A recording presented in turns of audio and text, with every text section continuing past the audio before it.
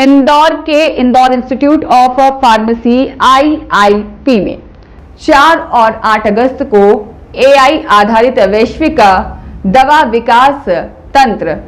विषय पर 2 दिवसीय अंतर्राष्ट्रीय सम्मेलन का शुभारंभ हुआ। IIST ग्रुप और यूनाइटेड किंगडम की बायोवेंस सॉल्यूशन के सहयोग से आयोजित इस सम्मेलन में देश विदेश के शिक्षाविद, शोधकर्ता, उद्योग विशेषज्ञ और विद्यार्थी शामिल हुए। उद्घाटन समारोह में फार्मेसी काउंसिल ऑफ इंडिया के अध्यक्ष डॉक्टर मोंटू के पटेल ने फार्मेसी शिक्षा में कृत्रिम बुद्धिमत्ता और डिजिटल तकनीकों की बढ़ती भूमिका पर प्रकाश डाला। ERC अध्यक्ष डॉक्टर दीपेंद्र सिंह ने दक्षता आधारित और उद्योन्मुखी शिक्षा पर जोर दिया। Group adviser Arun S Bhatnagar ने कहा कि कृत्रिम बुद्धिमत्ता दवा खोज,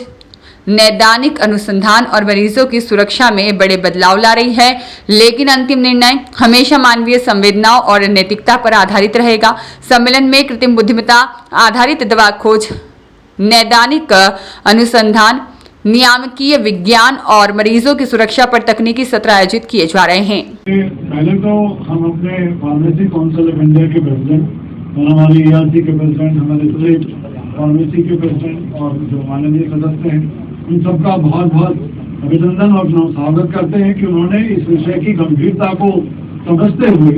इस 2 दिन की जो हमारी गोष्ठी है, एक इंटरनेशनल कॉन्फ्रेंस है, और उसके साथ जो हमारे एमिनेंट स्पीकर्स हैं उनका मैं अभिवादन करता हूँ कि वो लोग आए, क्योंकि ये बहुत एक गूढ़ विषय है। ये भारत के भविष्य से जुड़ा हुआ विषय है कि आज AI जो हमारे लिए एक चुनौती है, उसको हम अपना मित्र बना करके अपने छात्रों को, इस युवा पीढ़ी को उन संघर्षों के लिए तैयार करें जो उनको आने वाले हैं। और उसका एक ही तरीका है कि हम अपने बच्चों को AI में दक्ष करें, और जो इतना बढ़िया टेक्निक है उससे डरने की जगह उसका सामना करें। इसीलिए फार्मेसी काउंसिल ऑफ इंडिया ने जो स्टेप उठाया है कि सिलेबस को एक अधुनातन रूप दिया है, वो एक सराहनीय प्रयास है। और हमारा जो इंदौर इंस्टीट्यूट ऑफ फार्मेसी है वो इसमें बहुत ही गतिशील है, और हम अपने सिलेबस में पूरे जो आपका जो सिलेबस है PCI का, उसके साथ साथ हर सेमेस्टर में 40 घंटे का एक विशेष प्रशिक्षण दे रहे हैं। यानी इसका मतलब हुआ कि 8 सेमेस्टर हुए तो 8 सेमेस्टर में 8 बार 40 घंटे का एक विशेष प्रशिक्षण दिया जाएगा बच्चों को,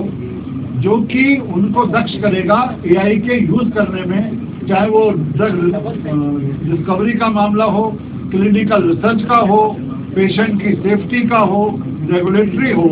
तो इन सब कामों में बच्चे किस तरह से AI का यूज करेंगे, इस पर हमारे जो विद्वान लोग हैं वो समीक्षा करेंगे, अपने व्याख्यान देंगे, क्योंकि वो बहुत आवश्यक हो गया है आज के ज़माने में। क्योंकि इस तरह का माहौल बन रहा है कि अगर हमने उसका समुचित उपयोग नहीं किया, और अभी हाल ही में दीपेंद्र सर ने और हमारे प्रेसिडेंट साहब ने एक बहुत अच्छा सजेशन दिया कि जो नए बच्चे आएंगे उनका तो आप उनको सिखा देंगे,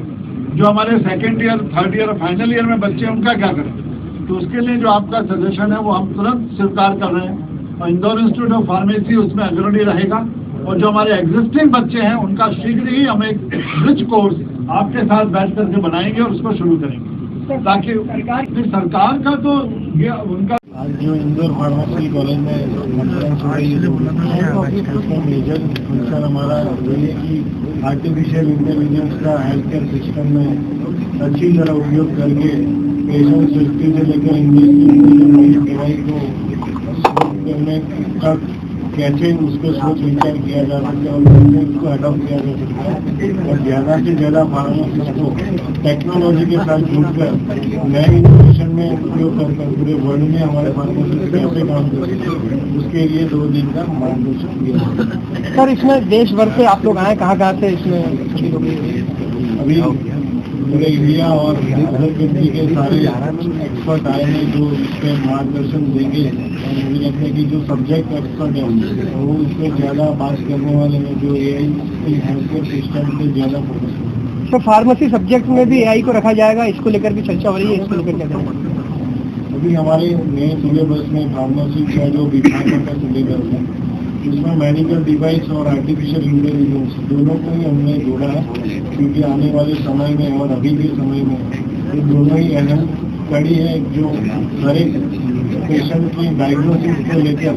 दवाई देने तक की पूरी सिस्टम में दोनों टेक्नोलॉजी का उपयोग होता है। आपका परिचय दीजिए। मेरा नाम doctor Manoj Kumar Patel, president pharmacy council of India.